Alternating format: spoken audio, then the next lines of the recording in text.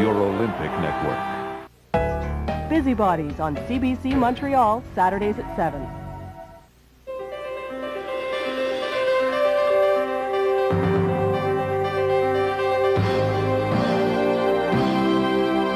Je, Lucien Bouchard, jure que je remplirai le devoir de ma charge de Premier ministre avec honnêteté et justice. The Bouchard era begins. Quebec has a new premier and a new cabinet. Also on Newswatch tonight, Prime Minister Chrétien says if Canada is divisible, so is Quebec. And a Quebec coroner will hold a public inquiry into the death of the 5-year-old who was killed when his father's car flew off the Metropolitan. But first, our top story tonight, the changing of the guard in Quebec City. Lucien Bouchard is now Premier of Quebec. He takes over from Jacques Parizeau. Bouchard and his new cabinet sworn in this afternoon. Lynn Robson reports.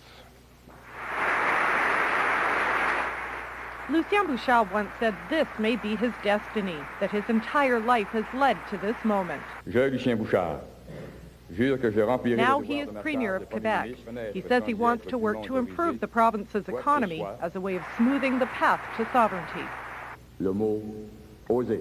This is the year to be daring, Bouchard Si nous says. osons cette année.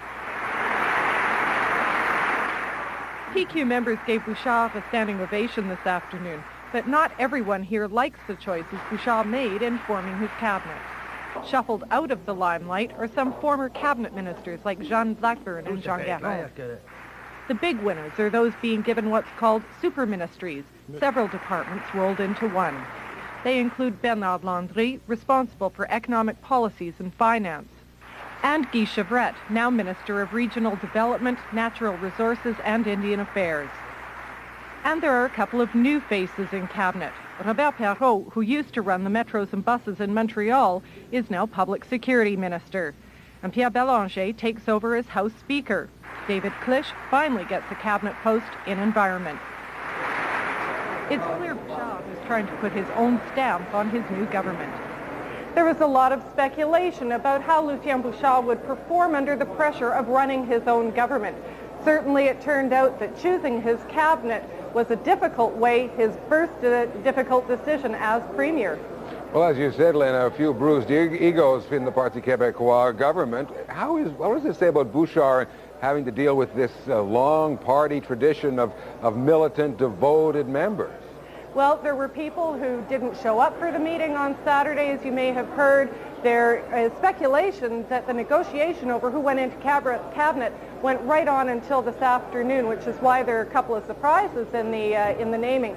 If the anger that was developed over him naming people to cabinet comes back to haunt him in a few weeks or a few months, those people that didn't get named to the cabinet post they wanted may not stand up and support Bouchard in the long run. Now, one of those surprises you mentioned is Serge Menard, who was Solicitor General or Minister of Public Security. He was Public Security Minister, and now he's responsible for the region of Montreal, which seems like a demotion, although Bouchard went out of his way to say how important the region of Montreal is to him.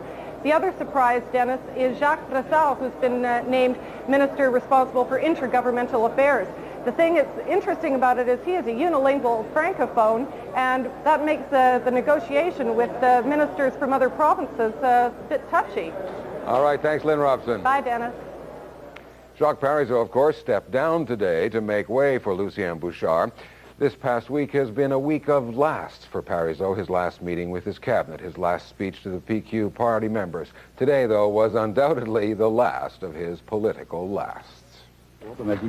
Parizeau arrived at the Lieutenant Governor's house this morning to hand in the official copy of his resignation.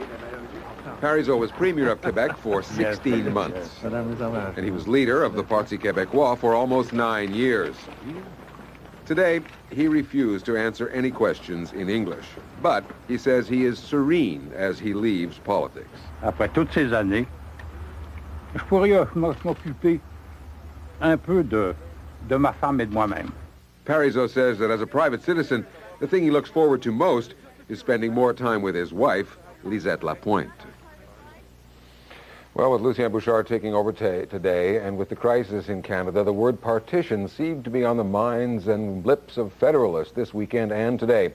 Jean Chrétien's new cabinet minister, Stéphane Dion, all but gave his support to the idea of partition developing here in Montreal. And today, The Prime Minister, Jean Chrétien, himself said that if Canada is divisible, then so is Quebec.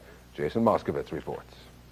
The Prime Minister arrived in Vancouver with a number of sensitive national unity issues swirling around. One matter deals with the possible partition of Quebec, should Quebecers decide to vote yes in the next referendum. The partition debate was kicked off by Stéphane Dion, his new Minister for Intergovernmental Affairs. It got an angry weekend reaction from Lucien Bouchard. Today, the Prime Minister positioned himself firmly on the side of partitioning Quebec, should the sovereignists win the next referendum. It's the logical answer. If Canada is divisible, Quebec is divisible. It's the same logic. Because in Quebec, there are many people there, not only Francophone. There are other peoples too. They are Anglophone. They have the natives in the north who were there before the French and the English arrived. So the logic of secession is the same logic. Earlier today at a Vancouver high school, the Prime Minister answered questions from students. One asked him to comment on Bouchard's remarks that Canada could be divided, but Quebec couldn't, on the grounds that Canada wasn't really a country, but rather two separate territories, Canada and Quebec. Canada is a country. You know, a country is not a piece of land with one language. You know, I don't know how if he will be able to say that when he will meet veterans, for example, who went in many wars to defend a country that is called Canada. As for reports, the government has two national unity plans, one to keep Quebec in Canada, one to prepare for Quebec to leave Canada if Quebecers vote yes. Chrétien says he is not spending a lot of time on Plan B, but he didn't deny there was a Plan B. Jason Moskowitz, CBC News, Vancouver. Well, any partition of Quebec movement that hopes to go anywhere would have to have support here in Montreal. So today, we sent a camera crew out to see just what Montrealers think of this whole idea, if they think Quebec can be divided. So I think that most of Montreal Island would like to remain a part of Canada. That's certainly the way the vote in the referendum seemed to indicate.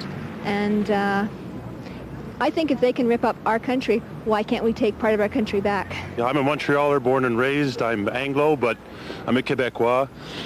But I'm also Canadian, so I'd love to stay as part of Canada. And I guess as an ultimate option, a lot of Anglos would probably want to stay Canadian. Well, if Quebec does become sovereign, I don't see any reason why Quebec shouldn't be partitioned.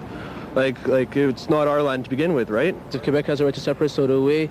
And if they are allowed to make, if they have the freedom to make the choice of separating, we have the freedom also of separating from Quebec too, if we want. People should vote now in terms of thinking of a whole province. I don't feel that it's chunking time.